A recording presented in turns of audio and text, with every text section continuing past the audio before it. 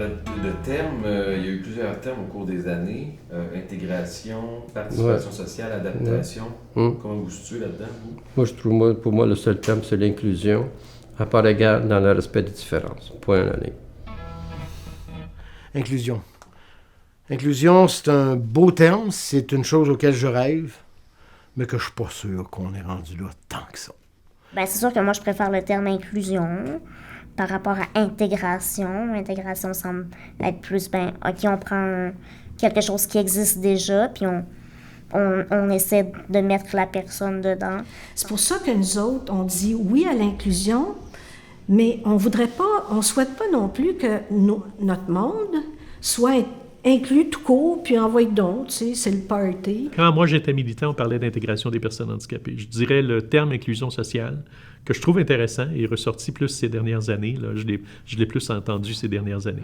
Alors, quand on était dans les discussions de mots, parce qu'on a eu beaucoup de discussions de mots, je pense qu'on n'arrivait jamais à s'entendre. Puis même comme Cradi, c'était pas toujours clair pour nous. Alors, je laisserai là la discussion de mots parce que je pense que généralement, ça ne nous amène pas grand-chose. Ce que je trouve important, c'est l'action. Plus que des termes. C'est sûr que ça prend des termes pour définir les actions, mais souvent, on profite des termes, mais on ne fait pas les actions.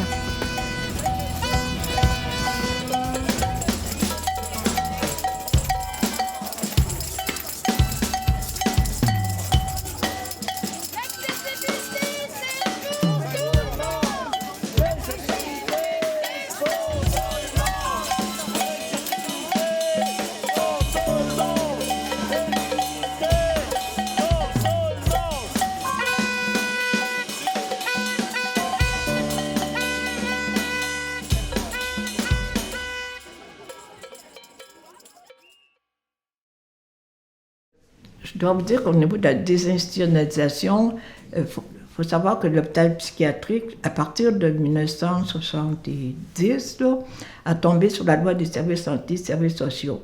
Mais au même moment, le gouvernement a mis sur pied une vingtaine de ressources, centres d'entraînement à la vie au Québec. Puis ça, il y en a qui ont contesté cette approche-là parce qu'en disant on s'en va vers l'intégration communautaire. Qu'est-ce que ça va faire? C'est une autre sélection qu'on fait. Donc, ces 20 centres d'accueil de réadaptation ont été mis sur pied. Et graduellement, il faut savoir aujourd'hui qu'ils sont tous... ils existent encore dans la forme, mais c'est tous des groupes qui ont été mis dans des foyers de groupe. Ce sont les foyers de groupe qui ont remplacé les grandes institutions. Mais le problème d'intégration demeure toujours présent parce que c'est toujours la sensation pour les non-sensibilisés. C'est des individus à part, il faut qu'ils restent à part. Oui, il y a eu d'autres types de déficiences qui ont vécu des institutionnalisations, mais celles vécues par les gens en déficience intellectuelle, là, vous savez, c'était comme... ils étaient cachés, ces gens-là. Puis même quand ils vivaient à la maison avec leur famille, bon, c'est des gens qui étaient cachés, qui sortaient pas beaucoup. Donc, c'est comme si là, fin des années 70, les années 80 en particulier, ça sortait en public, la situation puis les demandes. Donc, dans le mouvement sourd, les événements assez importants, marquants, c'est qu'il y a eu la désinstitutionnalisation, évidemment, la déconfessionnalisation des écoles. Donc, les deux principaux couvents ont fermé. C'était les frères qui enseignaient aux garçons, les sœurs qui enseignaient aux filles. Bon, les couvents ont fermé. Donc, les enfants sourds ont été dans des nouvelles écoles publiques. Et puis, à cette époque-là, il y avait des intégrations qu'on dit sauvages. Les enfants étaient intégrés sans interprète. Donc, à cette époque-là, ça a été très important de faire valoir le droit des personnes sourdes à bénéficier du service d'interprétation. Alors, nous, à Baie-Saint-Paul, lorsqu'on a commencé la désinstitutionnalisation en 65-66, avec le surintendant médical, on a eu l'idée que les familles qui travaillaient dans l'institution pouvaient, à un moment donné, avoir une chambre de disponible.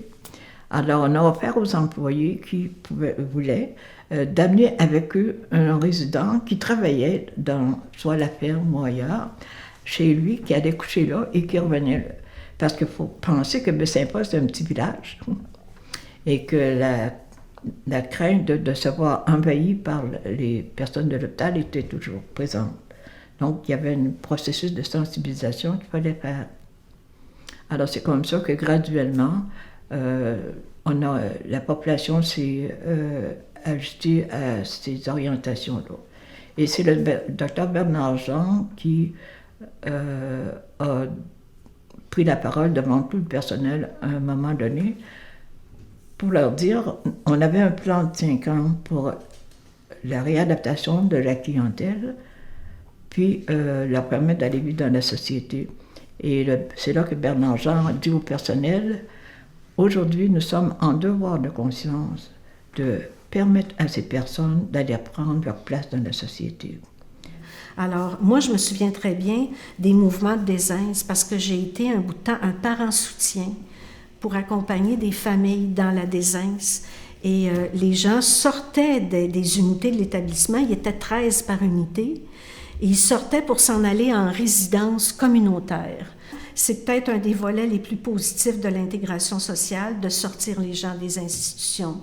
Et on a voulu dire aux parents, vous savez, là, on les sort, ça va être leur maison, ils vont être de 4 à 6 personnes, puis à moins de quelque chose de spécial, on les bougera plus jamais de là.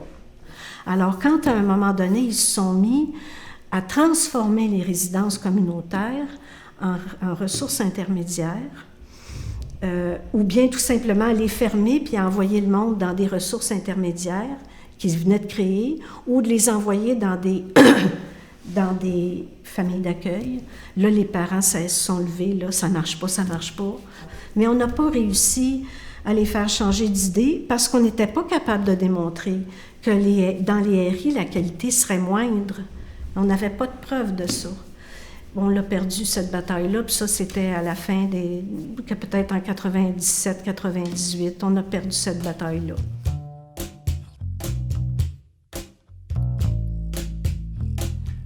Avant les années 70, je dirais, quand on parlait de personnes handicapées, mais ils n'étaient pas vraiment présentes dans la société, ils n'étaient pas vraiment intégrés. Les organismes qui existaient, c'était des organismes souvent de médecins, de parents qui parlaient au nom des personnes handicapées. C'était des associations qui ont accompli des choses, oui, mais qui étaient beaucoup plus dans l'approche charitable, l'Association canadienne de la dystrophie musculaire, l'Association de paralysie cérébrale. C'était beaucoup des associations en fonction des diagnostics, des maladies, et qui recueillaient des fonds justement pour soutenir les gens. Alors ça, c'était ce qu'il y avait avant que les premiers organismes de défense des droits commencent à se créer. Lorsque j'étais engagée à Baie-Saint-Paul, je constatais que les professionnels ignoraient à peu près ce que c'était la déficience intellectuelle.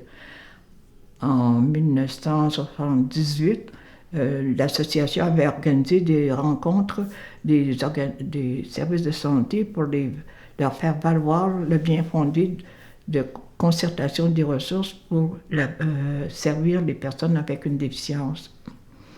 Et j'ai rencontré l'adjointe à la Direction générale des services sociaux du Québec qui vient me dire candidement, elle dit, pour moi, c'est la première fois que j'entends parler de la déficience intellectuelle. Ça m'a renversé. Il y avait un contexte social là-dedans. Les personnes handicapées n'étaient pas du tout intégrées. Je me souviens, j'allais dans des centres commerciaux avec des personnes handicapées, puis les gens se retournaient sur notre passage là, quand on était là, ce qu'on comprend, qui est évidemment plus le cas aujourd'hui. La loi pour la société noire, c'est qu'un journal éternel, c'est-à-dire le personnel, pour protéger les droits de société. Et les deux, c'est de l'intérêt, ils ne sont pas d'accord, c'est là pour protéger les sociétés pour nous, il faudrait respecter nos droits comme citoyens à partir. Non, on doit contester ça. Fallait tout ça, c'est toi, de moi, de pas arrêter à l'Assemblée nationale. Et en même temps, il y a eu des autobus qui sont mangés est au sein d'une société en Assemblée nationale pour trouver votre noce. Vers la fin des années 70 est venue la loi assurant l'exercice des droits des personnes handicapées qui a été proposée par le gouvernement de René Lévesque qui venait de prendre le pouvoir. Mais avant ça, le Parti libéral avait proposé une loi pour la protection des handicapés. Alors, c'était tout un changement de paradigme. C'était beaucoup plus progressiste comme façon de voir. Et c'était beaucoup plus porteur, justement, au niveau de la défense des droits puis au niveau de l'intégration sociale. En 78, le fait adopter la loi pour l'exercice des droits des personnes handicapées. Je suis condamné d'ailleurs, je suis condamné pas nous autres. C'était la rôle des ministères à prendre la responsabilité au niveau du service offert aux personnes handicapées. Puis le fait, bon, avec la création du système de santé publique, avec l'éducation qui est devenue publique et tout ça, mais il y avait un contexte, j'ai l'impression, qui était très favorable pour la reconnaissance des droits des personnes handicapées, pour la mobilisation aussi. Il y avait beaucoup de jeunes handicapés aussi à cette époque-là, à l'image de la génération des baby boomers. Donc, il y avait un contexte qui était assez propice, puis des façons aussi de faire. Donc, on partait, on allait occuper des bureaux de ministres, des choses qui ont été faites. On a créé des organismes, donc, dans le fond, on partait un peu de zéro, dans un certain sens. Là, je me souviens, il y avait eu, à la suite de la loi 9, la loi assurant l'exercice des droits des personnes handicapées, la volonté du gouvernement de développer un transport adapté partout au Québec, là où la demande se manifestait. Et à Montréal, donc, il y avait Minibus Forêt qui avait déjà existé, qui était un organisme sans but lucratif géré par les frères Forêt et qui devenait donc intégré à la STM, Société de transport de Montréal. Et à ce moment-là, la STM, ils ne tenaient pas vraiment, c'était comme une patate chaude pour eux et il y avait très peu de moyens puis peu de volonté politique à la STM d'accueillir ce service-là pour les personnes handicapées. Alors, je me souviens, les minibus qui servaient à ce moment-là, parce que la demande était croissante, les personnes voulaient davantage sortir, avoir des activités, bien, c'était des camionnettes sans fenêtre louées à des compagnies de location de transport de marchandises. Alors, les personnes se retrouvaient à faire un trajet de la tête à côté sur le plafond du minibus tout le long. Là. C'était vraiment des conditions épouvantables. Là. Les gens leurs chaises étaient attachées au plancher avec une chaîne, avec un crochet. C'était vraiment particulier. Ce qui est important, je pense, de se souvenir, c'est que lorsque la Charte des droits et libertés a été adoptée, en 1976, les personnes handicapées n'étaient pas incluses. Le handicap n'était pas reconnu comme un motif de discrimination. Donc, il y avait quand même là, eu une reconnaissance qui a dû se faire et qui s'est faite assez rapidement, 2 ans plus tard. Donc, il y avait un contexte favorable à la reconnaissance de plusieurs personnes au Québec. Donc, les personnes handicapées ont pu un peu sauter dans le bateau.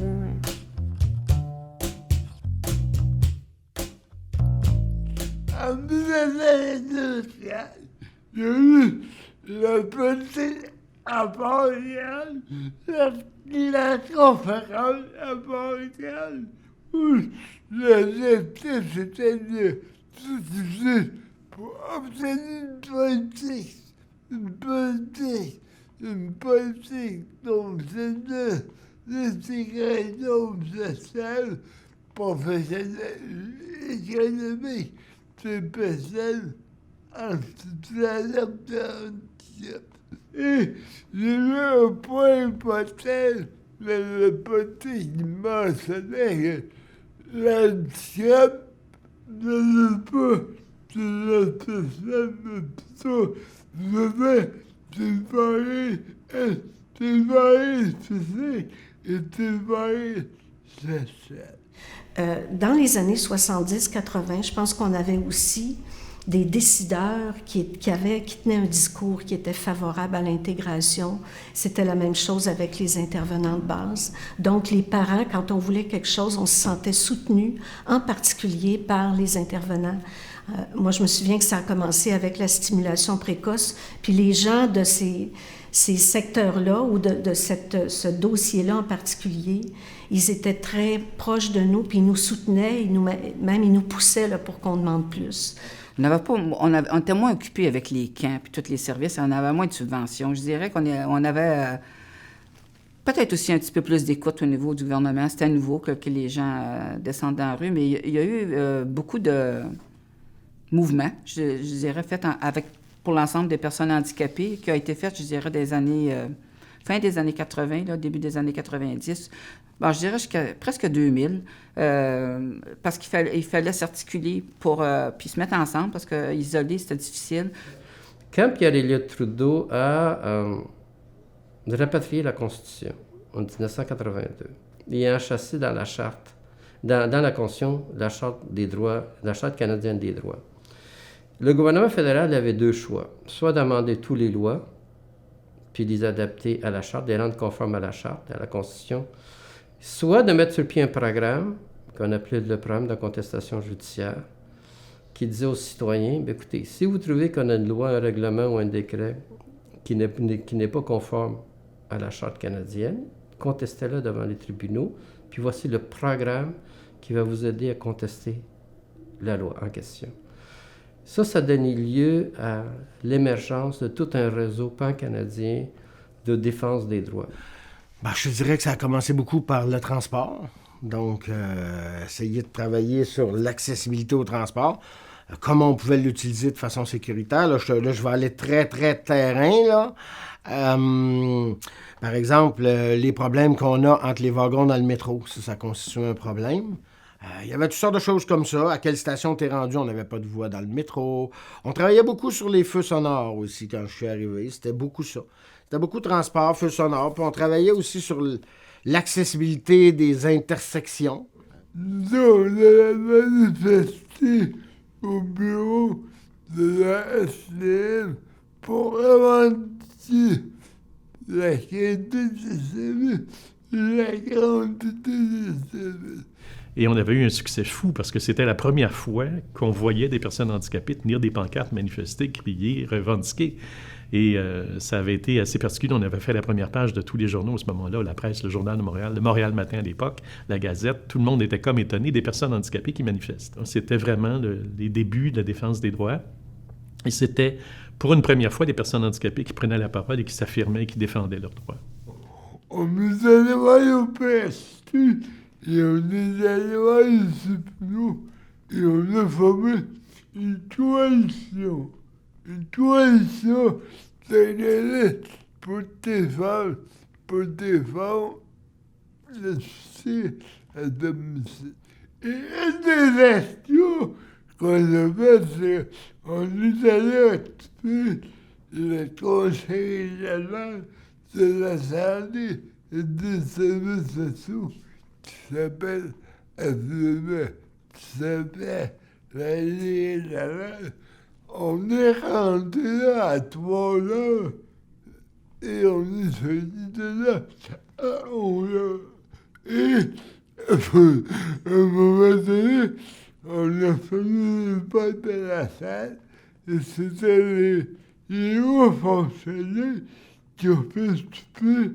C'est les hauts fonctionnaires qui ont fait stupide les personnes. Les personnes qui savaient au conseil général ont fait stupide les personnes handicapées. C'était pas mal drôle de voir ça.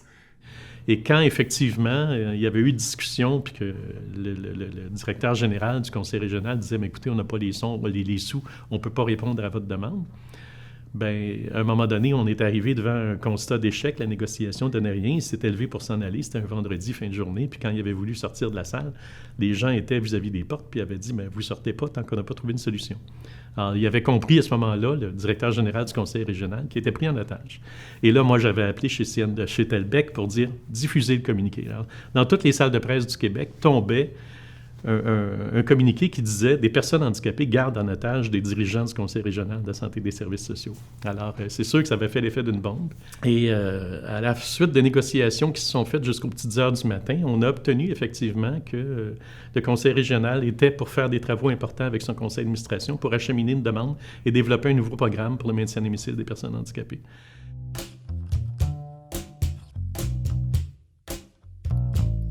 Des parents se retrouvaient avec des situations d'enfants qui avaient des déficiences très lourdes et qui se retrouvaient tout seuls. Là, souvent, le scénario, c'est qu'un des deux parents, souvent plus la mère, est obligé de quitter son emploi pour s'occuper de son enfant. Malheureusement, c'est une situation qu'on rencontre encore aujourd'hui.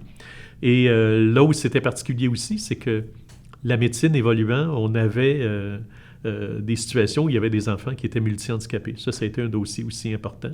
La médecine était capable de maintenir en vie des enfants qui, quelques années précédentes, seraient décédés.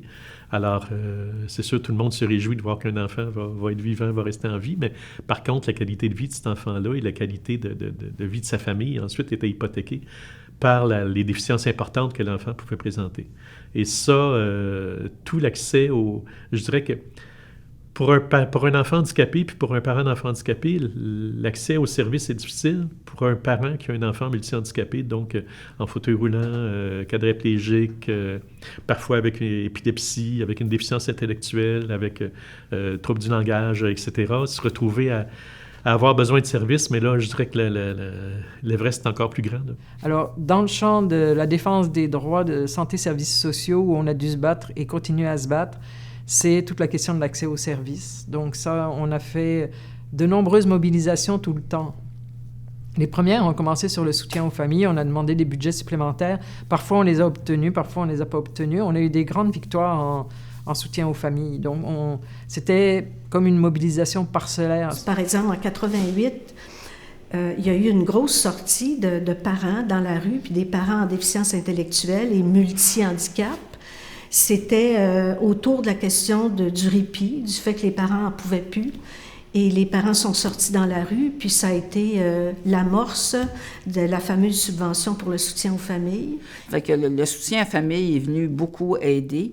Je dirais dans ces années-là, les familles ont commencé à être capables d'un peu plus de souffler. C'était l'époque de Thérèse Lavoie-Roux qui avait sorti une politique qui s'appelait l'intégration sociale, un impératif humain. Et c'est comme si on rencontrait, nos demandes rencontraient les grandes idées. Bon, on a créé des coalitions aussi à l'époque qui permettaient de se centrer uniquement, en fait, sur le dossier en question, puis de ramasser du monde. Alors, les plus connus d'entre nous, bon, c'est la coalition des 12 millions manquants, c'est la coalition des filles accès, qui ont été des grands moments de mobilisation. La lutte que je connais le plus, moi, c'est la lutte du comité des 12 millions manquants qui a commencé... elle a commencé en 98 de par la décision de la Régie régionale de Montréal de faire une demande de 12 millions pour régler la liste d'attente. Un an plus tard, comme l'argent n'arrivait toujours pas, bien, on avait eu un 700 000 à peu près, là, mais comme l'argent n'arrivait pas, 12 millions, c'est quand même 12 millions, on a décidé, comité d'usagers, milieu associatif, puis en low profile, je crois que les établissements nous appuyaient. On a mis sur pied le comité des 12 millions manquants, juin 1999. On a fait une assemblée publique en septembre 1999, c'est pas longtemps après la création, puis il y avait eu l'été entre-temps, puis il y avait quand même 300 personnes qui assistaient à cette assemblée-là. Ensuite, on a régulièrement interpellé sous-ministres, ministres, etc. Et un an plus tard, en juin 2000, on recevait de la part de Mme Marois, qui était à ce moment-là la ministre de la Santé, un premier 3,3 millions, et elle nous disait, ça c'est la charrue, le reste de la locomotive va suivre. C'est que nos mobilisations à nous, c'était pas nécessairement uniquement des activités dans la rue. Il y avait beaucoup d'éléments qui étaient des éléments de concertation, d'autres de représentation. Dans les années 90 à 2000 particulièrement, on a participé à un nombre de consultations absolument extravagants, à peu près dans tous les domaines. Et en fait, nos propos, c'était de nous faire entendre à chaque fois qu'il y avait des propositions de politique, de changement de loi, des règlements, des nouveaux plans d'organisation.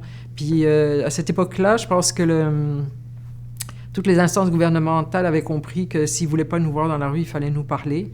J'avais le problème de juste attendre de 1200 personnes au Québec en soutien de monsieur. Non, on s'est présenté au bureau de monsieur le président du conseil du Sénat et on l'a rencontré avec le ministre de la Santé. On me disait, si personne handicapé qui s'est présenté à son bureau, et tu as été avec lui. C'est rare qu'on peut raconter un policier pendant un temps. Et les 6 personnes avaient expliqué la situation en soutien de monsieur. Et par la suite, il nous a dit, on va vous donner des nouvelles de ça. Donc, une semaine de temps, il nous a envoyé un fax pour nous dire que l'Assemblée nationale a peut-être donné 10 millions de dollars pour le soutien de monsieur. On commençait à développer des signaux sonores, ça, on était contents. On commençait à se structurer des façons de travailler pour l'accès à l'information. C'était beaucoup ça. Je te dirais que, en tout cas, en déficience visuelle, c'était ça. On était contents de ça. Évidemment, il y a eu tous des débats sur droits et privilèges, notamment, je reviens en 1988 sur une proposition qu'il y avait eu au RAM sur la gratuité des transports. Il y en a qui disaient non, mais regarde, on n'est pas capable d'utiliser le transport dans sa totalité avec tous les avantages que ça comporte. Donc, on aimerait ça que le transport serait gratuit. Puis, tu avais un autre groupe qui disait non, on veut pas de privilèges. Ce qu'on veut, c'est justement, on veut continuer à payer comme tout le monde, mais on veut que ça se travaille. Alors, il y a eu le début de tous ces travaux-là et la position finale a été finalement de dire non, on veut contribuer comme l'ensemble des citoyens, mais on veut travailler là-dessus. Mais ça n'a pas été des choses faciles, je te dirais. Ensuite, dans les années 90, là, je l'ai pris en pleine face parce que j'étais la première à faire implanter au Canada. Donc, ça a été le mouvement où la communauté s'est mise contre l'implant, contre cette réalité-là. Fait que j'ai été exclue de la communauté. Ça a été un moment très difficile pour moi, ça l'est encore maintenant. Donc, je dirais que pour la communauté sourde, ça a été d'essayer d'éviter l'impact que pouvait avoir l'implant au niveau de la communauté. C'est-à-dire qu'ils refusaient que les enfants soient implantés. Puis, au niveau de la communauté malentendante, ça a été d'avoir accès à l'implant cochléaire, d'avoir accès à les meilleurs services, d'avoir accès à l'orthophonie, à l'audiologie, d'avoir accès au financement pour l'implant cochléaire aussi. J'avais des papiers sur les organismes de promotion. Les organismes de promotion ne correspondent pas pour nous. Pour pouvoir fonctionner. Donc, là, on a fait une action.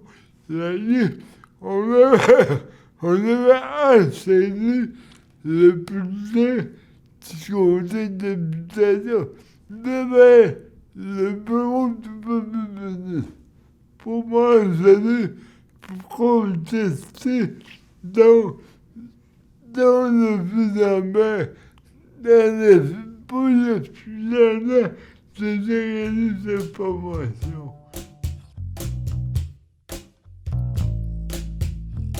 Donc, Montréal, vraiment, par rapport aux grandes villes occidentales, traînait de la patte de façon absolument épouvantable. En 2001, il y avait un rapport de la Société logique qui avait évalué les systèmes, notamment de métro à travers le monde, qui avait découvert qui avait trouvé que Montréal il y avait juste 4 métros dans le monde occidental qui avaient des réseaux complètement inaccessibles, puis Montréal en faisait partie.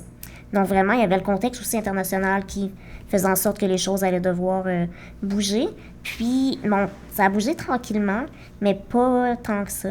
Puis ça a été un dossier qui a été beaucoup poussé, notamment par le RAPLIC, qui a fait des manifestations, des choses comme ça, poser des questions à l'hôtel de ville, des questions un peu gênantes qui font honte à Montréal, bien sincèrement. Puis il y a beaucoup d'ego dans tout ça, dans la ville. On veut toujours bien paraître, donc d'avoir des personnes handicapées qui vont à l'hôtel de ville puis qui disent les choses telles qu'elles sont, ça crée certains malaises. L'AMT, à un moment donné, a déclaré devant le tribunal que tous ces nouveaux trains seraient accessibles. C'est vrai. Mais ça, c'est une demi-vérité. Parce que le train est accessible, mais pas la gare. Donc, ça donne quoi d'avoir un train accessible quand la personne handicapée en fauteuil roulant, à mobilité réduite, n'est pas capable de rentrer dans la gare et s'en aller sur le quai, là. Puis, il y a des plaintes qui ont été faites aussi à la Commission des droits de la personne en 2011 par 17 personnes. Donc ça avait quand même été un moment, je dirais, historique, parce que c'était pas toujours... la première loi qu'on a eue interdisait aux personnes handicapées de porter plainte si le transport n'était pas adapté et accessible pour elles. Puis c'est lorsque la loi a été révisée en 2004 que cet article-là a été abrogé, puis qu'à partir de 2004, les personnes handicapées ont le droit de porter plainte à la Commission des droits de la personne. J'ai pris le train, puis il y a eu une inspection des billets. Puis à un moment donné, j'expliquais à l'inspecteur que j'avais une déficience visuelle et que je ne pouvais pas utiliser leur machine et que j'avais donné une preuve de ma déficience. Puis à haute voix, elle dit « Mais monsieur, vous voulez frauder l'AMT, je vais vous donner une amende. » Je dis « Parfait, donnez-moi une amende, on va se ramasser devant les tribunaux. » Puis j'ai refusé de payer l'amende, puis on s'est ramassé devant la Commission des droits de la personne du Québec. Puis j'ai gagné ma cause.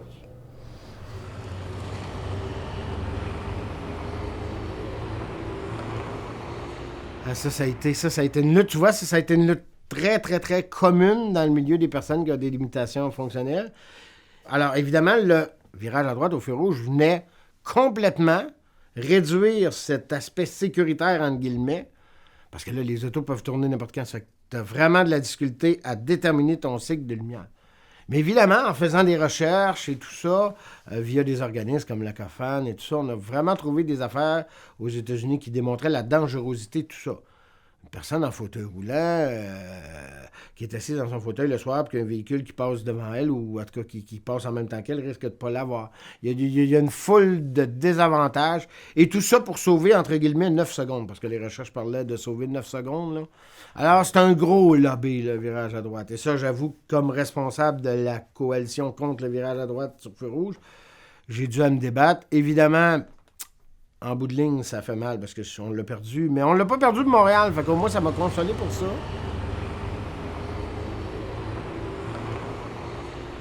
Et là, on est un petit peu dans le même domaine que le virage à droite hors Montréal. C'est-à-dire qu'il y a eu du gros lobby de fait. Et d'ailleurs, le quartier des spectacles vient de gagner un autre prix il y a 3-4 semaines. En tout cas, notamment pour la déficience visuelle, c'est un flop total. Je veux dire, il n'y a plus de trottoirs. Si tu appelles les coins de rue, sont à peine détectables. C'est un quartier où on ne recommande pas à une personne qui a une limitation visuelle de se déplacer seule, alors qu'avant, on était capable de le faire. C'était pas un quartier des spectacles. Mais là, on est prêt avec le fameux lobby ben, c'est ça, comme je vous dis, ils gagnent des prix de partout. Puis les architectes ne voulaient pas. Quand je disais à l'architecte, ben, mets des tuiles au coin des rues. Non, je peux pas faire ça. Ça va rouiller, ça va détruire mon design. En tout cas, il y a eu beaucoup d'affrontements. On a des groupes et c'est là qu'il y a eu, je te dirais, une certaine scission entre certains groupes. Il y a des groupes qui ont dit non, faut travailler en partenariat, puis c'était correct aussi de le faire. Mais à un moment donné, il y en a qui ont dit non, assez, c'est assez. Nous autres, on envoie ça à l'Ombudsman parce que ça ne marchera pas. Mais, tu sais, l'Ombudsman de la ville m'a très clairement dit oublie ça, des trottoirs, t'en auras plus. Au niveau de l'autisme aussi, ça avait commencé. Puis là, on a changé, c'est devenu avec les libéraux. Puis les libéraux, ben eux autres, c'est comme... ils ont eu l'air fins parce qu'ils ont donné les premiers budgets en autisme là, en 2003, sauf que ça venait du Parti québécois, ce projet-là. Ils ont juste fait de suite. Puis il y avait un recours collectif qui était enclenché. Fait qu'ils ont voulu faire taire leur objectif, c'était juste, on va faire mourir le recours collectif. Puis après ça, ils n'ont plus jamais rien donné, aucune... ça a tout régressé. Puis... c'est ça, c'est des gouvernements qui n'ont pas beaucoup d'écoute, là. Il y a encore des progrès. C'est pas encore amélioré, cette affaire-là. Ouais. C'est vraiment pas amélioré l'affaire. Pas en tout. Il y a encore beaucoup de travail à faire dans ce département-là. Beaucoup, beaucoup, beaucoup. Les gens, il y en a beaucoup qui s'en contrefoutent. Ici, là, je veux dire. Qu'on n'est pas à cause qu'on a une déficience, qu'on est du monde qui sont pas capables de rien faire. On est capable de faire ce que les autres font, mais on le fait à notre rythme.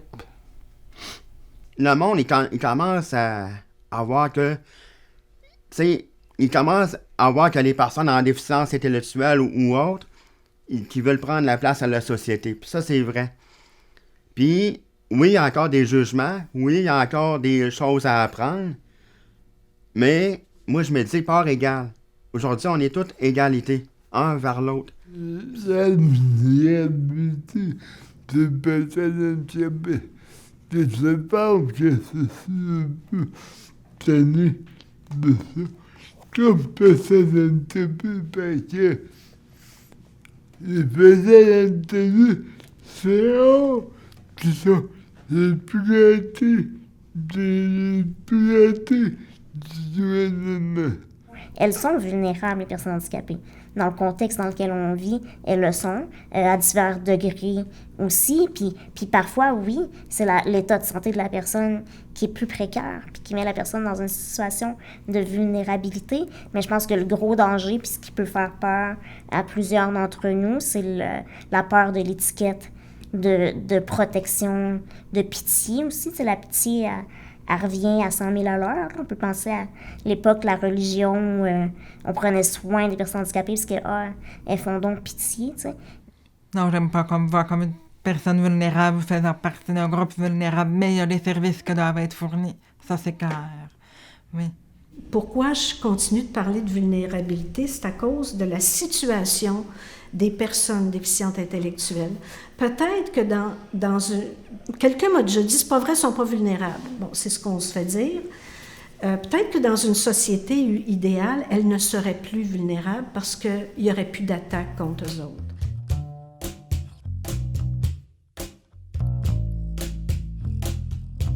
Nous autres, on dit c'est qu'on travaille en consultation. Mais avant d'aller s'asseoir avec les autres activistes, on va s'asseoir avec nos membres pour connaître c'est quoi le besoin du membre. Et par la suite, on est capable de préparer quelque chose pour pouvoir apporter au niveau régional, au niveau provincial, au même niveau avec les politiciens. Et pour moi, c'est bien important de l'étape de consultation des personnes handicapées soit toujours là pour pouvoir renforcer les positions comme ça. OK, une parole. On parlait, puis c'est nous autres qu'on parlait. Et non le voisin, puis non le propriétaire, puis tu quittes là, c'est nous autres qu'on parlait, une parole à nous autres. Ils sont ceux qui vivent la situation, donc on se trompe pas trop où est-ce qu'on va, puis on ne décide pas à leur place ce qui est le plus important. Alors c'est sûr que la question se pose actuellement si on fait encore la défense des droits, puis si on en fait, c'est qui porte le drapeau? Par et pour, l'approche par et pour, là, ça fait longtemps que ça circule. Ça commence avec la CAFAM, par et pour. Et ça, c'est important parce que c'est de l'inclusion. C'est qu'on gère nous-mêmes nos structures. Et c'est ça qu'il faut aller. Il faut qu'on gère nous-mêmes nos structures. Le centre de réadaptation, c'est fait pour les personnes handicapées. Il faut que ça soit géré par les personnes handicapées. Moi, là, je sais que quand je dis ça, je suis pointé du doigt comme disant je vais créer des ghettos, mais il faut que quelqu'un vienne me démontrer pourquoi que c'est vrai pour les femmes et que c'est pas vrai pour les personnes handicapées.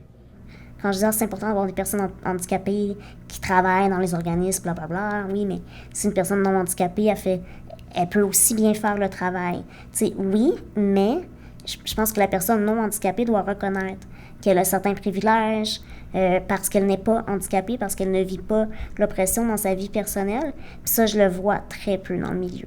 Très, très, très peu. Puis je pense que c'est vraiment problématique. Puis ça fait en sorte que Puis parce que, tu sais, il y a des inégalités qui sont vraiment réelles. Puis il y a même des personnes qui ne parviennent pas à travailler au sein même du milieu parce que le milieu ne fait pas assez d'accommodement pour permettre à cette personne-là d'y travailler. Tu sais, fait que c'est quand même troublant quand on pense à ça, là. Donc, le par et pour, c'est dit, là, ça paraît bien de le dire, mais souvent, là, on le perd de vue de plus en plus.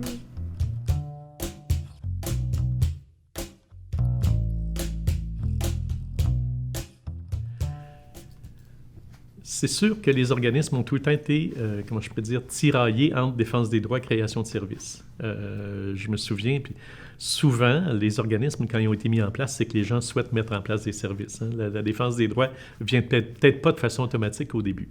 Je pense que le secteur de la défense collective des droits est un secteur qui, malheureusement, en vertu de la conjoncture et de l'augmentation des services dans le communautaire, je dis pas qu'elle est appelée à disparaître, mais en tout cas, on y fait mal sérieusement. Même, je pense qu'on le détruit. En autant que je suis concerné, on le détruit. Oui. Je sais que c'est pas de même pour tout le monde, mais quand on va dans un organisme communautaire, on a une responsabilité face à notre clientèle. Et je suis incapable de dire qu'on va juste s'occuper des adultes, qu'on va juste s'occuper des adolescents, puis qu'on va abandonner les enfants.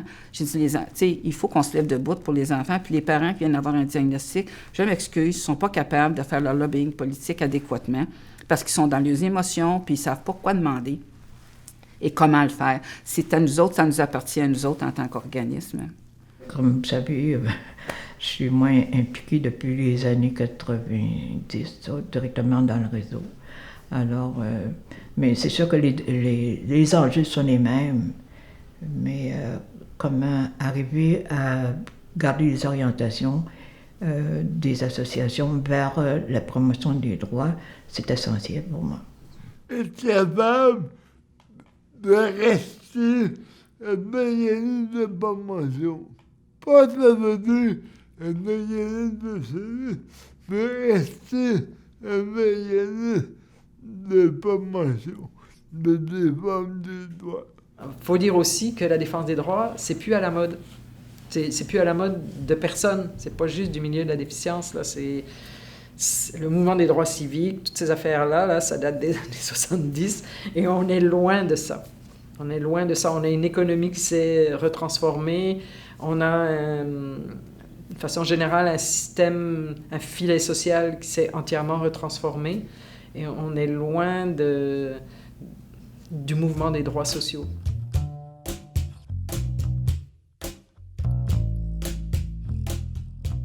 Cette liste de promotion ont un rôle à jouer par rapport à la représentation. Et on me dit souvent que les représentants de personnes à l'autorité sur le mouvement associatif, c'est pas l'opération, c'est le milieu associatif. Ceci étant dit, l'Office des personnes handicapées a été un lieu pendant quelques années d'expérimentation, de développement de programmes qui peut-être a été plus ardu au sein des ministères. Comme je disais, souvent, quand on a à mettre en place, c'est le premier coup de roue qui est dur à donner. Peut-être que ce premier coup de roue-là, à l'Office des personnes handicapées, avec des gens convaincus, qui avaient à promouvoir l'intégration sociale, bien, ça a été plus facile peut-être à donner. Au fur et à mesure des années, il a perdu de sa force parce qu'il n'avait rien à proposer que des bons conseils, des discussions. Et bon, alors, très rapidement, les lieux de concertation ont, je dis pas mis à l'écart l'OPHQ, mais il devenait une organisation parmi d'autres qui avait un mot à dire, mais qui de toute façon n'avait jamais rien à faire. Parce que bon, finalement, à chaque fois qu'il fallait redistribuer des services, c'est pas l'Office qui allait les reprendre. Ce qui fait que sa force a diminué petit à petit, puis ils se sont concentrés sur davantage conseiller, en fait, les organismes gouvernementaux, les ministères, donc on ne voit pas ce qu'ils font. Et c'est ça qui a fait dire aux milieux associatifs qu'ils sont totalement inutiles. Bon, j'irai pas dire ça jusque-là, mais c'est vrai que l'Office a perdu totalement son son bâton de défense des droits pour être plus un conseiller des ministères. Est-ce que l'Office devrait disparaître? Oui, non. En fait, je pense que la question, c'est plus est-ce que le mandat de l'Office devrait changer? Je pense que c'est plus ça, parce qu'actuellement, l'Office n'a pas un mandat, selon moi, qui est très intéressant. Devrait vraiment veiller à l'application de la loi. La loi est problématique. Et on voit beaucoup un lien assez étroit avec le pouvoir politique et l'OPHQ. Donc, est-ce que l'OPHQ est vraiment libre? Non, pas vraiment. Dans les dernières années, j'ai lu des absurdités, là, où l'inaccessibilité du métro de Montréal pourrait nuire aux personnes handicapées. Pourrait nuire. C'est comme, ça nuit, puis il faudrait que votre message soit un petit peu plus radical que ça. Quelques années après l'adoption de la politique à part entière, l'OPHQ qui avait sorti un communiqué disant 85% des objectifs, quelque chose du genre, ont été atteints. En quelques années seulement, 85% des objectifs ont été atteints. C'est très politique comme message, là. C'est pas l'Office des personnes handicapées, c'est l'Office du gouvernement pour calmer les personnes handicapées, pour contenter le milieu aussi, tu sais. L'article 6.2, qui est la présidence de l'Office. Puis moi, je crois que si on part de là, on peut comprendre facilement l'image des personnes handicapées, pourquoi les personnes handicapées ne sont pas en emploi. C'est que l'article 6.2, c'est qu'on dit qu'il peut être président de l'Office un parent, puis ça c'est tout à fait correct. Une personne handicapée, c'est parfait. Ou un conjoint et une conjointe d'une personne handicapée. Puis moi, je ne vois pas comment ma conjointe peut aller siéger à la présidence de l'Office pour parler de mes droits, de parler de mes problèmes et de mes solutions. Et ça fait que ça envoie un message disant que une personne handicapée n'est pas nécessairement une adulte, n'est pas nécessairement capable à gérer ses affaires, n'est pas nécessairement capable à présider un conseil d'administration. Peut-être que son conjoint ou sa conjointe va le remplacer, puis ça va être correct. Moi, je voudrais bien que quelqu'un du gouvernement me dise, est-ce que c'est la même chose au niveau du Conseil du statut de la femme? Est-ce que le mari d'une femme peut aller présider le Conseil du statut de la femme? Est-ce qu'un homme peut aller présider le Conseil du statut de la femme? Est-ce qu'un homme peut aller présider la Fédération des femmes du Québec? Mais le jour que quelqu'un me répondra, peut-être que je vais accepter cet article-là.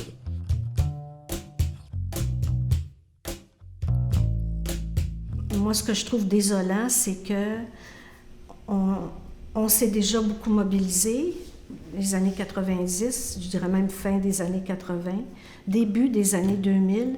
Puis là, il y a eu comme un essoufflement. Puis je le sais que c'est partout, puis je le sais que, tu sais, des fois, on peut se dire qu'est-ce qu'on fait avec ça, mais moi, je me disais, est-ce qu'il ne serait pas le temps de s'arrêter puis de dire comment on fait pour remobiliser? Mais le fait que les parents voient aller ça, là, c'est tellement gros, ce qu'ils perdent, qu'ils se disent, ben il n'y a rien à faire. Certains qui ont les moyens se retournent vers les services privés, puis vous savez comme moi que c'est pas la solution. D'autres veulent encore se battre, mais ils sont pas très nombreux. Ce bâtiment-là qui a été construit a été vendu au gouvernement du Québec et le gouvernement du Québec veut maintenant s'en débarrasser. Mais à l'intérieur de ce bâtiment-là, il y a les services pour les personnes sourdes comme l'audiologie, la psychologie, l'orthophonie, les travailleurs sociaux. Et le gouvernement a décidé de séparer les services à deux, donc de mettre les sourds signants dans un bâtiment et les sourds oralistes, les malades là, et les sourds de la petite enfance jusqu'à l'âge adulte. Peu importe leur mode de communication, dans un autre bâtiment. Pour la communauté sourde, c'est... En fait, pour certaines personnes, c'est une catastrophe. Pour la communauté en tant que telle, je sens pas de mouvement de contestation, puis ça me déçoit beaucoup. C'est un mouvement. C'est le mouvement. C'est que, comme ils disent, on t'a toujours dit, plus on est nombreux, plus qu'on parle fort. Mais parler fort puis crier, c'est deux affaires différentes. Tu sais, c'est tu cries, puis c'est pas savoir parler fort, ça. Tu sais, il faut savoir parler correctement, puis s'ouvrir la bouche, puis enlever la patate dans la bouche si on n'a pas compris. Mais avant, il faut pratiquer les mots correctement, tu sais. Mais moi, je crois que c'est parce qu'on a abandonné. On est épuisé. On avait beaucoup d'espoir avec Apport égal. On a eu beaucoup d'espoir à un moment donné. Puis, à un moment donné, on a frappé un mur au niveau de notre intégration dans la société. Puis je crois qu'il y a un essoufflement par rapport à ça. Mais aussi, il y a la possibilité d'agir. Puis il faut agir à plusieurs niveaux. Il faut agir au niveau médiatique. On n'est pas dans les médias. On est absent. Complètement absent. On parle de toutes sortes de problématiques, de défense des droits, on parle de l'accessibilité de services, on parle de la santé et services sociaux, mais jamais on va parler des personnes handicapées à l'intérieur de ça. Au niveau média, là, on est absent. Il faut qu'on développe une stratégie de communication, de présence médiatique, communiquer, conférences de presse, veille médiatique, intervenir dans les dossiers, puis le situer dans notre perspective de personnes handicapées. On n'est pas là. Si on n'est pas là, on n'est pas là aux yeux des politiciens. Je pense qu'on assiste à une mobilisation qui est différente avec les médias sociaux, de gens intéressés, j'en rencontre de plus en plus. Donc je pense qu'il y a du positif à ce niveau-là, parce que c'est pas vrai que les gens sont pas intéressés. C'est pas vrai que les gens veulent pas se mobiliser. C'est que si on leur donne des trucs intéressants, un discours qui reflètent leurs expériences. Je pense que on va voir des choses intéressantes puis des gens qui vont se mobiliser davantage. Mais si on continue avec des documents arides, inaccessibles, qu'on va pas rejoindre les jeunes, qu'on est hostile au changement, qu'on n'accepte pas la critique, je vois pas où est la relève pour prendre le relais du flambeau. Je sais pas comment on va faire pour... on a des groupes dans le milieu qui commencent à faire ça, de l'activisme, c'est correct. Moi, je trouve ça intéressant. Je trouve que c'est un complément à ce qui se fait déjà. Parce que, oui, dans le partenariat, il y a eu des belles réussites, mais on s'entend dessus qu'il y a des affaires qui avancent pas vite non plus, là. Moi, quand j'entends parler des groupes militants pour une loi où on va aller chercher du mordant pour les personnes qui ont des limitations fonctionnelles en situation de handicap, c'est-à-dire, on va le dire comme ça, je regrette, mais moi, j'abonde dans ce sens-là. Mais ça, c'est pas nos groupes financiers. Ils ont peur de faire ça. Ils veulent se cacher en arrière de toutes sortes d'affaires. Fait que oui, il va s'en créer de plus en plus via les réseaux sociaux, des choses comme ça. Via des actions très spontanées, il va s'en créer. Mais il va falloir trouver un noyau pour y arriver. Puis ça, en tout cas, dans ma tête, je sais pas trop encore comment. Parce que oui, électron libre, c'est une chose. Mais c'est parce qu'en électron libre, c'est quoi? C'est le plus fort va gagner, le plus faible ne gagnera pas. C'est là qu'il y a un problème. Alors, il faut trouver le moyen, peut-être dans une structure plus souple, plus souple, mais qui va peut-être permettre à plus de gens de s'exprimer. Moi, personnellement, je pense que ça justifie plus que jamais, en fait, qu'on se mobilise pour défendre des droits de gens qui ont été marginalisés, qui n'ont jamais réussi à sortir de leur marginalité, puis qui risquent d'y retourner encore plus.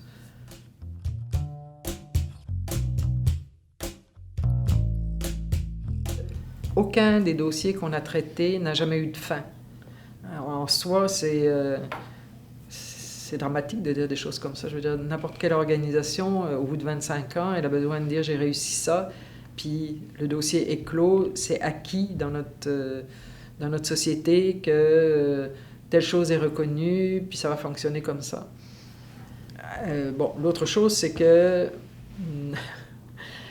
moi, j'ai jamais connu les services ici sans liste d'attente. Je suis partie 25 ans après, il y a toujours des listes d'attente dans tous les services. Autrement dit, on n'a jamais non plus fini de faire les gains. Puis là, je parle des listes d'attente, mais je dirais la même chose des autres choses qu'on demandait. C'est comme si on demandait des choses et qu'on n'est jamais arrivé au fond du baril de répondre aux besoins des gens. Mais je vous dirais qu'il n'y a pas vraiment de combat de terminer, même au niveau des droits, parce que dans le monde mouvant dans lequel on est, tout est comme toujours remis en question. Je trouve ça très grave, le résidentiel aussi. Je connais un parent qui a fait une demande récemment, puis on lui a dit que ça varie entre 6 et 12 ans, l'attente. Ça veut dire que maintenant, ils vont placer quelqu'un en ressources résidentielles juste s'il y a une urgence. Alors que dans le temps, on disait « faut préparer cette étape-là », mais là, ça ne peut plus être préparé. Alors, quand il arrive une urgence, ils mettent la personne là où il y a une place. Spécifiquement au niveau de l'emploi, il y a du recul. Parce que, oui, il y a des succès individuels, Il y a quelques petites poches de succès ici et là, mais si on regarde de façon structurelle, de façon systémique, il y a du recul. Le taux de chômage est extrêmement élevé. Les programmes, le contrat d'intégration au travail, certains programmes, oui, sont appliqués, mais on ne s'attaque pas aux causes structurelles, le fait que les personnes handicapées ne sont pas vues dans la société comme étant des gens productifs, comme étant des gens qui génèrent de la richesse. Donc, c'est des services éducatifs. Je dirais que c'est le grand échec du milieu associatif, c'est le grand échec de la société québécoise, l'intégration des enfants qui ont une déficience intellectuelle. Je pense de plus en plus d'avoir un certain recul, puis de pouvoir affirmer, dans les 15 dernières années, il n'y a pas vu grand changement. Ça fait 14 ans que je suis à Montréal, puis dans mon quartier, j'ai pas observé grand changement. Donc, pourquoi qu'il y a un retard? Je pense qu'on est vraiment dans une période de stagnation où on n'ose peut-être pas s'indigner autant qu'on devrait s'indigner. Tu sais, je leur dis, écoute, qu'est-ce que vous allez faire avec nos enfants qui vont vieillir quand on ne sera plus là? Aussi, vous allez les remettre en institution qui va vous coûter 80 000 $ par année, tant qu'on vous propose des choses différentes. Mais il faut oser. Puis il n'y a pas de... Comment je dirais ça? On ne voit pas de lumière au bout du tunnel, là. Ça va prendre de l'innovation. Puis ça ne viendra pas, malheureusement. Il ne faut pas attendre que le gouvernement... Ça ne viendra pas du gouvernement. Je pense que ce n'est pas une question de manque de fonds. C'est plutôt une question de volonté politique qu'on n'a pas au Québec. Je pense que la part de l'État par rapport aux personnes handicapées aujourd'hui, ce que ça devrait être, c'est de respecter ses engagements qu'il y avait dans la part égale et qu'il y a eu dans la part entière, de mettre en place des moyens pour favoriser que les gens puissent s'intégrer à la société, de soutenir les familles pour qu'elles puissent avoir accès à des services qui vont leur permettre de fonctionner. Il y a un principe à un moment donné qu'on a accepté dans la société québécoise, de dire c'est pas parce que tu as un handicap que tu as à payer plus cher que les autres pour avoir accès à un service.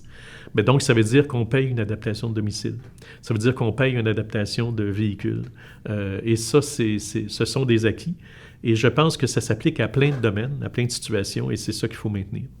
Jamais on a été autant attaqué par rapport aux services qu'on reçoit. On les diminue, on les coupe totalement. Moi, je pense qu'il y a une entreprise de démolition de ce système-là. Si on n'a pas ça, là, c'est grave, là. On ne va pas recommencer à faire des trucs dans des caves, puis... Ça va de plus en plus avec la privatisation. Et ça peut, à un moment donné, être fatal sur la qualité et sur la quantité de services. C'est pour ça qu'il faut faire attention de toujours revendiquer le réseau public des services au mieux de s'appuyer avec le privé.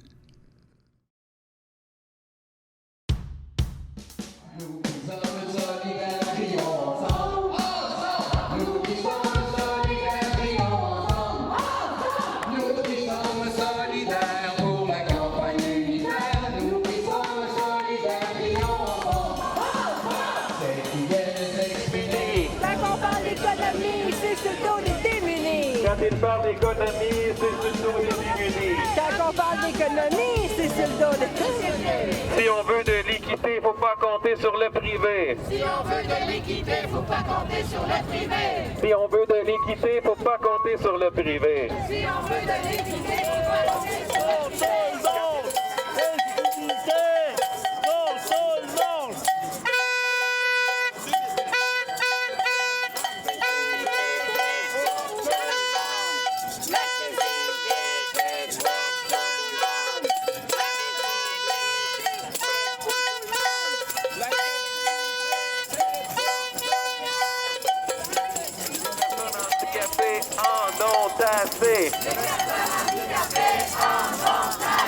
Les personnes handicapées en ont assez. Les réformes Barrette, ça vaut pas de la boîte. Les réformes Barrette, ça vaut pas de la boîte.